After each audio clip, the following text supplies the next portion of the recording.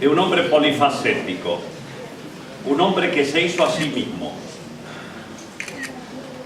y que para algunos es la mente más brillante del primer cuarto del siglo XX, del siglo pasado. Como dice ahí, médico del Hospital de Clínicas. Una gran mayoría quizás no conoció o no sabe que fue un médico de este hospital. Ya el doctor Appiani, hace 2 años, dio algunos aspectos también de este gran argentino. Como hoy nos visita gente que habitualmente no tiene por qué estar concurriendo a nuestra cátedra, yo les quisiera decir que, entre otras cosas, por favor que no se mueva allí, Eva, se estaba moviendo esto. Tenemos, entre otras unidades, tenemos arte, cultura y salud. Esta es una actividad justamente de esta unidad de arte, cultura y salud.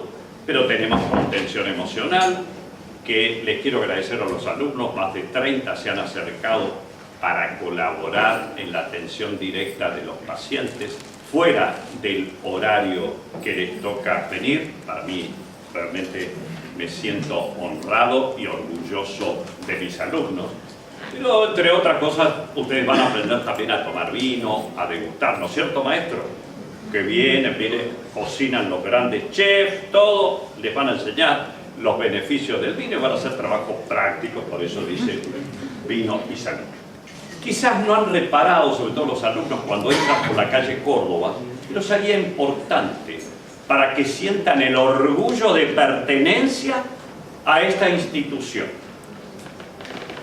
A mano izquierda van a ver esta gran placa de mármol que dice, entre otras cosas, para orgullo o gloria, ¿no es cierto?, de la medicina.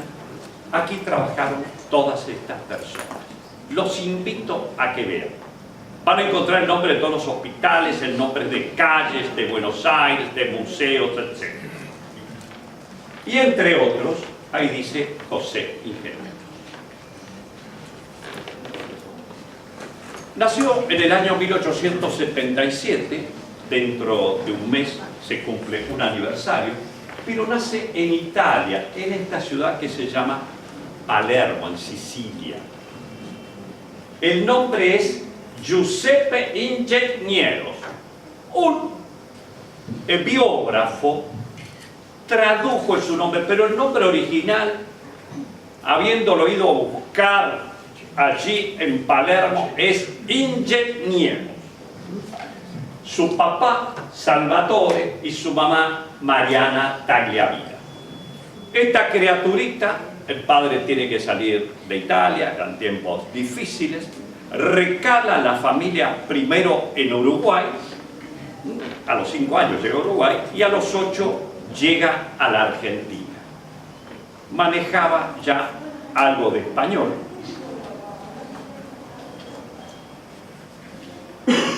No sé qué pasó, vamos a ver por acá.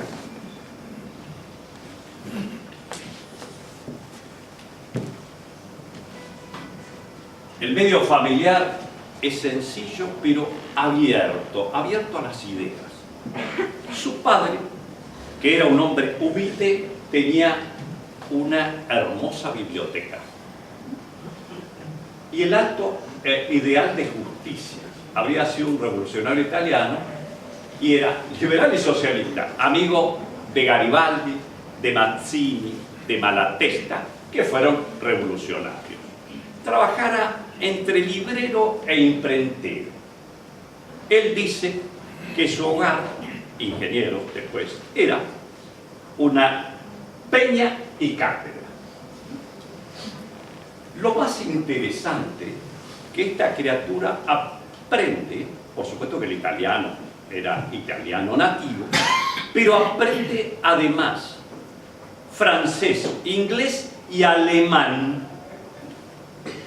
Y las conferencias que lo van a invitar, por ejemplo en Heidelberg, las da en alemán, en la Sorbona las da en francés. La biblioteca paterna, yo como les dije, era muy nutrida. Y el padre dice, che, ¿qué podemos hacer? Empezó a hacer las correcciones, las traducciones y todo lo demás. ¿Y cuál era la recompensa? Alguna vez 5 centavos y otras le daban libros. Y él iba armando su biblioteca. Pero miren, hombre de la educación pública, pero miren a quién tuvo. En la educación primaria, Pedro Ricaldoni, pero después fue al Colegio Catedral Norte dirigido por Pablo Pisurno. ¿Y a dónde hizo su secundario? Él mismo dijo, el mejor dicen que es el Nacional de Buenos Aires. ¿A dónde es él? Al Nacional de Buenos Aires. ¿Pero a qué edad ingresa al Nacional de Buenos Aires? Acá hay lugares. A los 11 años. 11 años, este chico ingresa al Nacional de Buenos Aires. ¿Quién lo dirigía? Amancio Alcorta. En 1892, ya es un revolucionario, ¿no? Lidera una huelga porque dice que la educación es monárquica, monástica, no puede ser que los profesores, los hijos hereden las cátedras de los padres, todo. Y hace una huelga estudiantil y publica un periódico, La Reforma.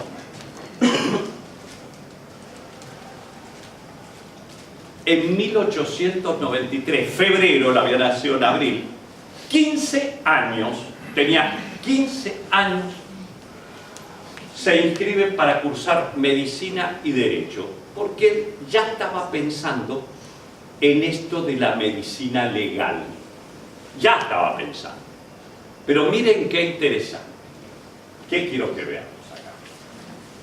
Este es el acta, por supuesto, original, y la ficha en la Facultad de Ciencias Médicas. Miren la letra de esta criatura, que le dirige, tiene 15 años, le está dirigiendo al señor decano de la facultad, que el que suscribe quiere ingresar. Entre las dos, dice no, medicina. Pero incluir, estaba haciendo parte de algo, pero no, me quedo con medicina. 15 años, por favor. Es un delay. ¿Y a dónde ingresa? La Facultad de Medicina en ese tiempo funcionaba en San Telmo. Hoy hay un edificio que es la Escuela Guillermo Rawson. Enfrente de la iglesia San Pedro Telmo, allí en la calle Humberto Primo, al 300, 343 para ser más precisos. ¿Alguien de ustedes no conoce San Telmo? Lo conoce todo. Bueno, cuando estén haciendo una visita por San Telmo, vaya a la escuela Guillermo Rawson y digan, che, acá funcionaba la Facultad de Medicina. Entre otros, donde estudió José Ingenieros. Enfrente estaba el viejo hospital de obras. Bien, lo más lindo es que allí en ese mismo edificio, Humberto Primo 343, antes había funcionado lo que se llamó el protomedicato. El protomedicato.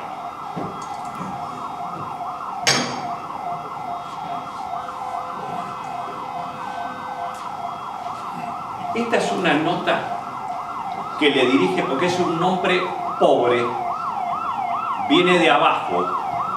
Acá adelante hay lugar. Acá, por favor. Ahí vos también. Es un muchacho pobre, José Ingeniero. Entonces, está en cuarto año, retrasa su matrícula porque hay que pagar. No era universidad gratuita. Entonces le escribe a Basavilbaso, que era el rector, le dice que no puede ser, dice, en la seguridad que el señor rector tendrá en consideración que la miseria no debe ser motivo suficiente para ser considerado alumno libre a como el que suscribe asiste con toda regularidad a las clases. Me es grato solicitar. ¿Qué le está pidiendo? Por favor, ¿me puede dejar un tiempo? Porque como él empieza a trabajar de farmacéutico en una farmacia, empieza a trabajar para poder pagar. Es decir, este no fue un nene de papá, viene de muy abajo. Siempre sigue leyendo. Es un alumno destacado en la facultad. ¿Y cuál era, digo, su objetivo? Entrar como practicante al hospital de clínicas. Porque, bueno, entraban al hospital de clínicas los 10 mejores promedios. 10 mejores promedios.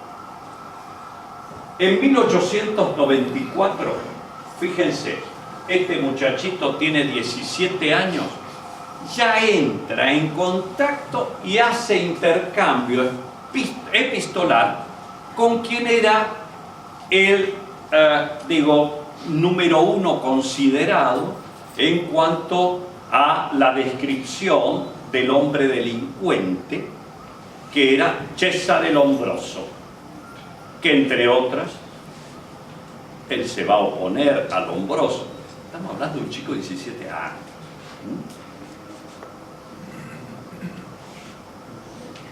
Entra a este hospital de clínicas, que por supuesto ustedes no conocieron, los más jóvenes, que estaba, ¿dónde? Que estaba ahí enfrente, en la Plaza Cusayo. Bien. Con este señor, Leopoldo Lugones, porque es un hombre muy inquieto, publican este periódico, La Montaña. Pero era un periódico con numerosos artículos que prácticamente escribían los dos. Después se separan, se van por caminos diferentes, ¿no? Con Leopoldo Lugones. Y fíjense, periódico socialista revolucionario, 1897, él iba a cumplir 20 años. No paraba. La vida política. Salen en una marcha, él admira la inteligencia de algunos profesores, entre ellos Juan Bautista Justo, Juan B. Justo. Quizás los más jóvenes no saben que fue un brillante profesor titular de cirugía, medalla de oro de la Facultad de Medicina de la Universidad de Buenos Aires, que se formó en el exterior y fue el primer cirujano en el mundo que hizo una craneoplastia. Primer cirujano en el mundo. Juan B. Justo, Juan Bautista Justo, el de la avenida es. Hay una marcha por la defensa de del pueblo sometido, y está adelante de la cual va Juan B. Justo, y Juan B. Justo lo ve, porque lo ve, era su alumno, uno de los alumnos, destacados, dice: che, perdón, veniste a la manifestación. Comienza su militancia activa en el socialismo, pero inmediatamente se destaca. Se había creado, acá adelante del lugar, se había creado ya, Juan B. Justo había creado el diario La Vanguardia, y es uno de los principales escritores de la vanguardia. Y funda el Centro Socialista Universitario en el Hospital de Clínicas. ¿A qué edad? 17 años. ¿Y qué dice entonces Juan B. Justo? Se crea el Partido Socialista, aunque le parezca mentira. El Partido Socialista se crea en el Hospital de Clínicas. El Partido Socialista se crea en el Hospital de Clínicas. Por eso decimos que esta institución, como orgullo de pertenencia, fue un faro, y queremos que siga siendo un faro. La Vanguardia, 7 de abril de 1894, el que más artículos escribe es José Ingeniero. Estudia medicina, se dedica a la política, ya vamos a ver qué otras cosas realiza. Y Juan B. Justo, que entre otros, fue este grande, fue quien realizó la primera traducción al español del Capital de Carlos Marx. ahí lo estamos viendo, obviamente fue perseguido también, con otro grande, este era Repetto. Alicia Moró de Justo, de paso decimos, médica del Clínicas, practicante del Clínicas, y una gran defensora por los derechos de la mujer. Bien, entre 1895 y 1896 se funda el Partido Socialista Obrero Argentino. Juan B. Justo es presidente del partido y a José Ingeniero lo nombra secretario general del Partido Socialista. Tenía entre 17 y 18. Médico.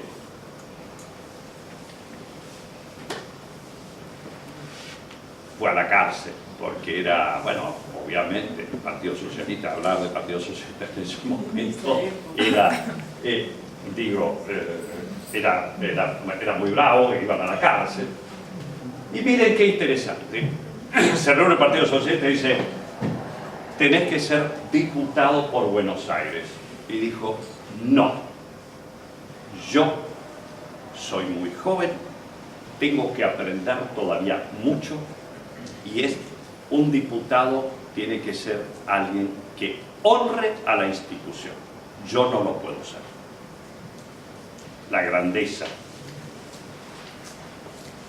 Alumno puntual, disciplinado, tiene carencias económicas muy importantes, se recibe farmacéutico, empieza a trabajar como farmacéutico, y llega un momento, él era, digo, un hombre muy irónico,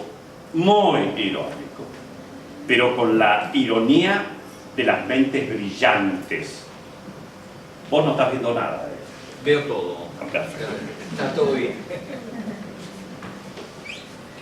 Rubén Darío llega a la Argentina y dice: quiero conocer a este muchacho, quiero conocer a José Ingeniero, el gran Rubén Darío. Y junto con Leopoldo Lugones fundan una especie de cofradía, de peña, de intelectuales que empiezan a hacer críticas a aquellos que se creían los grandes. Después la integró también Florencio Varela. Sí, fue integrado por muchos intelectuales del momento. Eran capaces de ir a una obra de alguien que teóricamente era un grande, le hacían 3 preguntas, lo dejaban muy mal delante del público y seguían. Pero ojo que hacían lo mismo con los ministros también, ¿no? Interpelaban, una reunión de ministros, bueno, entonces eso es lo que le valió, entre otras cosas, no llegar a profesor titular. No tenía un objetivo claro, está la siringa, que ya vamos a ver por qué se llamaba la siringa. Ironía, bromas, hacían un ritual de iniciación y glorificaban a un mediocre. Por ejemplo, para el estreno una obra de un mal autor, aplaudieron de manera exagerada la obra, hicieron salir al autor, al Endrago, no se sabe, hasta que el autor dio un discurso, y bueno, ahí eran bravos. Realmente. ¿Por qué le pusieron la siringa? Y esto es interesante, porque en la mitología, como estamos viendo aquí,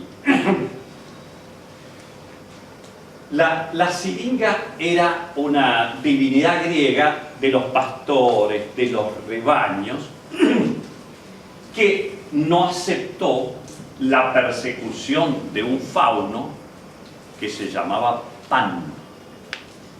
La perseguía, por supuesto, por su belleza.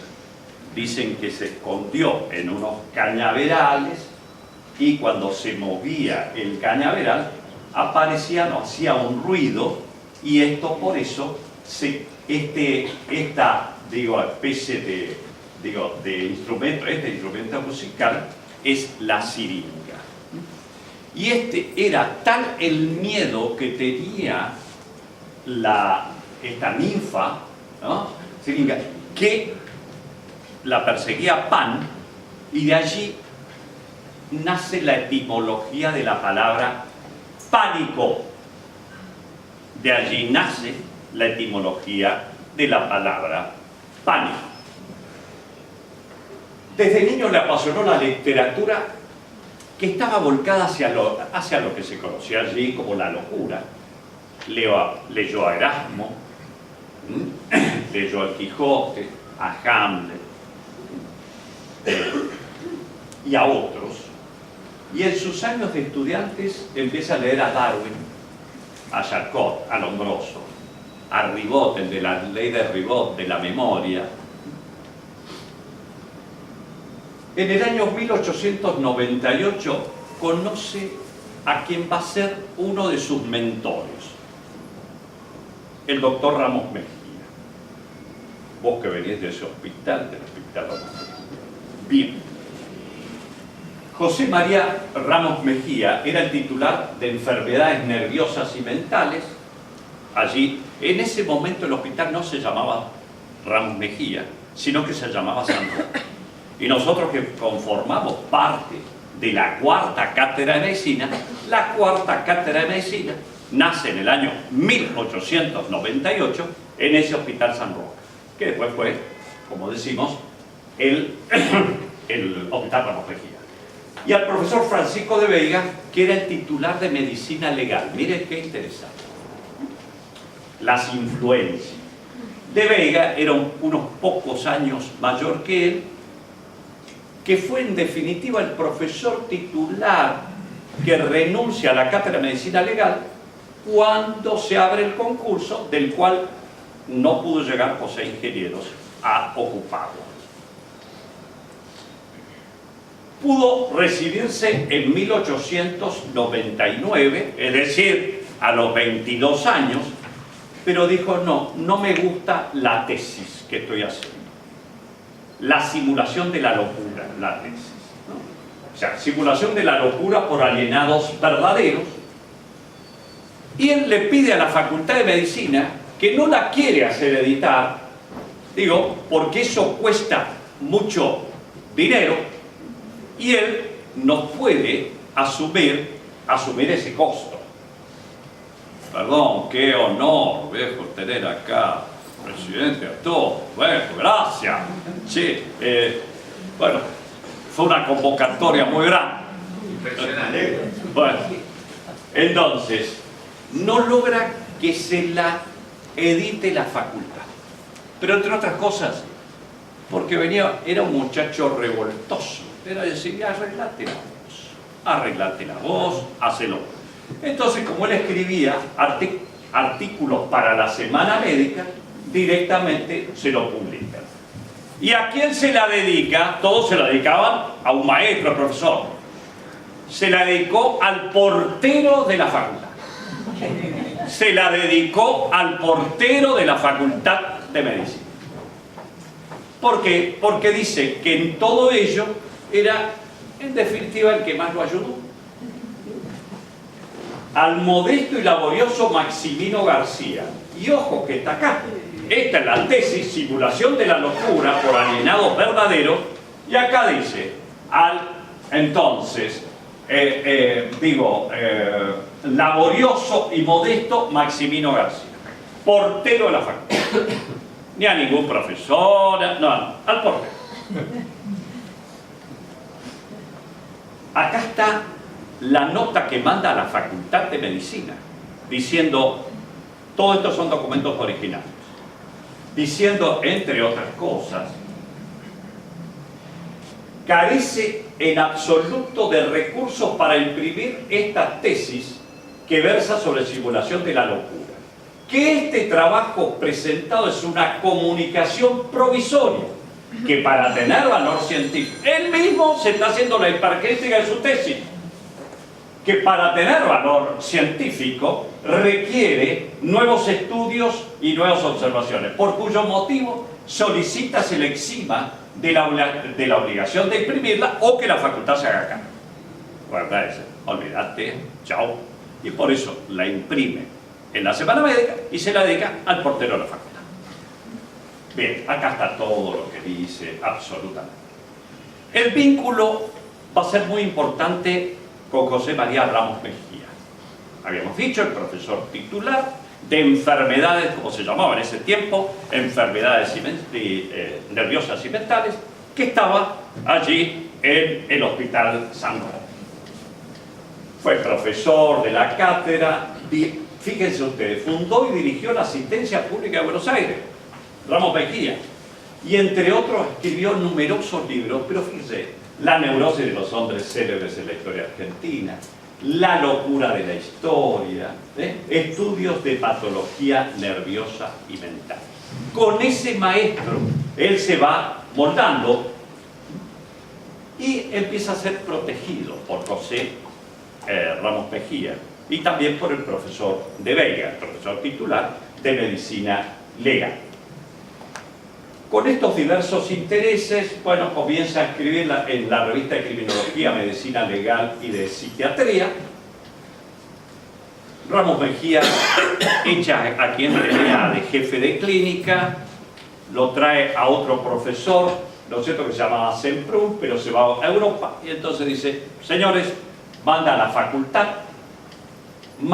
la facultad una terna de a quién le gustaría que estuvieran como jefe de clínica.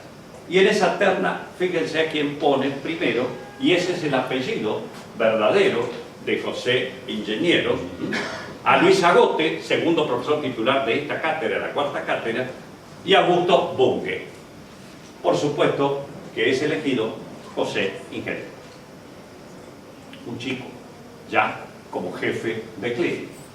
Iban todas las mañanas, hacían revistas de sala y se empezaron a reunir con la intelectualidad, hacían lo que se llamaban ágapes de intelectuales, donde venía un intelectual extranjero, lo que fuera, y se reunían ahí. Almorzaban, fíjense, Florencio Sánchez, Ángel Estrada, Roberto Pairo, nada menos ni nada más. Bien. Tenía un consultorio realmente muy concurrido. Se transforma, así como Posadas era el cirujano de Buenos Aires, este muchachito se transforma en el psiquiatra de Buenos Aires. Y miren ustedes, de 1899, 22 años, hasta 1911, 200 trabajos científicos sobre psiquiatría, pero en revistas europeas. Dirigió archivos de criminología, medicina legal, y ya le da un vuelo, vamos a ver, que empieza a hacerla en francés, en alemán, en inglés. Escribió además más de 100 artículos allí en los archivos de criminología, y la convirtió en una de las revistas más importantes de habla hispana durante 25 años. Esto vamos a ir un poquito más rápido, pero miren ustedes, ahí lo vemos en francés, en alemán. Ahora, ¿de dónde sacaba tiempo?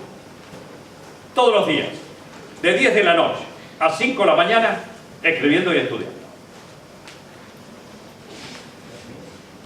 En 1904 funda la Cátedra de Psicología Experimental. No existía la Facultad de Psicología de la Universidad de Buenos Aires. No existía. ¿Dónde funcionaba? ¿Dónde la crea? En Filosofía y Letras. Bien, ingeniero gana por concurso la suplencia de la cátedra. El Hospital Piñero se llama Piñero por Horacio Piñero. Y entonces, ¿qué se ve? Que establece un vínculo sumamente estrecho con, establece un vínculo estrecho con los alumnos. Además es muy querido por los alumnos. Perdón, ¿Eva se fue? ¿Se habrá llevado mi tablet? Ah, no, me la dejó. Bien. No, ya me... Ya vino a buscar a Dan, ¿sabes? No, porque ha desaparecido varias veces, entonces. Las clases eran brillantes, era ameno. Y después se da cuenta que los médicos, psiquiatras, no sabían, menos los psicólogos tampoco, neuroanatomía. Señores, empezamos con neuroanatomía y neurofisiología.